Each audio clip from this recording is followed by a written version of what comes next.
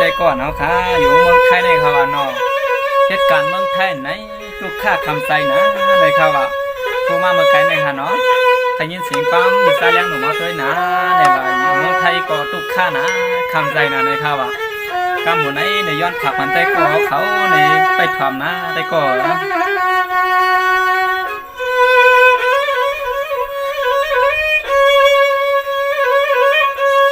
สว่างว่าด้วยโลสัตว์ปันเฮ็ดนากันเมืองไทยในมังพวกก็ยินนาม่วงมังปันยินนาเสือเมื่อเศร้าเมืองเปิ้นมันสุขมันยามนามังพวกก็หลีล้อมวนปอเงาตีนอ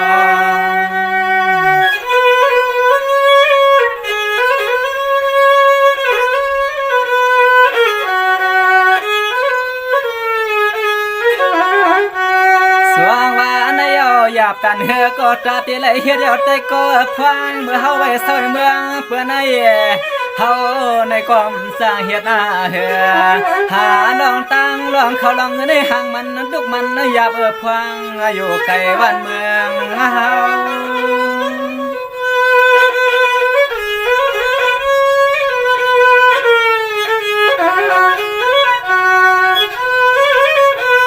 สว่างว่าในออกมาพวกหนึ่งบนหนึ่งเขียนนาว่าหนึ่งกว่าหนึ่งอันไรวันนอฮัลโหลเลียดวันไม่ว่าไม่ก็ตัวที่ไรเฮียเราฟังเมื่อเฮาดูหาเงินยนอหาเงิน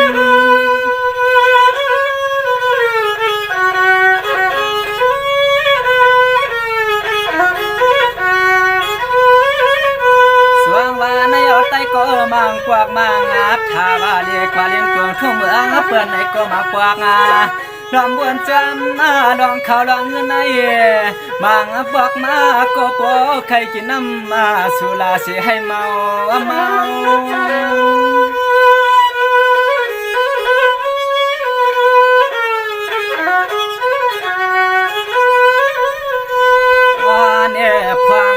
เฮาเลยยันหลับเตียงทั่วเมืองเสียงไทยนั้นเสียแล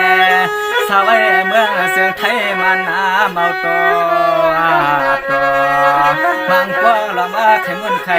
เปียในแลมาเลยเมืองเปิ้นข้าวไก่บ้านในหื้อใน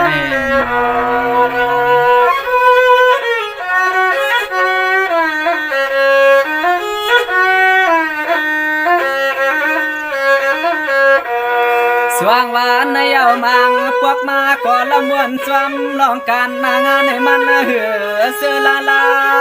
เสียนสาวก็มันห่างไปกว้างลำบนจำลองเขาลองในใจหางโคสันย่องลำบนคอคมเจนอ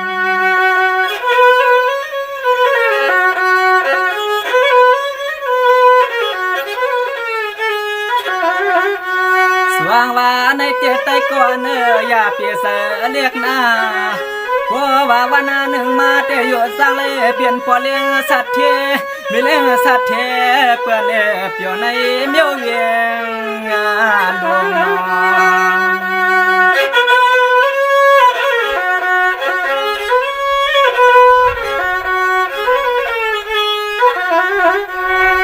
วันนาเมื่อวันใส่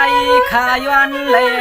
โอ้ขอความมาดอนมันทางไว้ก็น่าลองเขาลองในเมืองเพื่อนในก่อ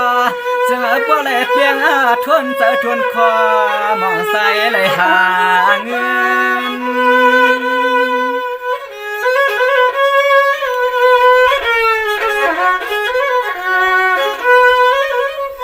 สว่างว่าด้วยลูกสาวในเมืองว่ามวงเที่ยวมากวากมังรับทาว่าวนกะว่าในกว่าม่วงเที่ยงตังลองเงินลองคำในม่วงอยู่เจียมเมื่อวานาเสือน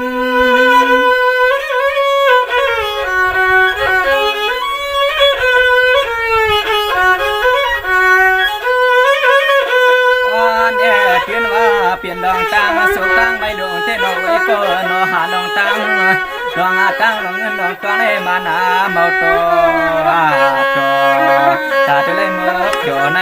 มิวเวียงหลวงในเด็ก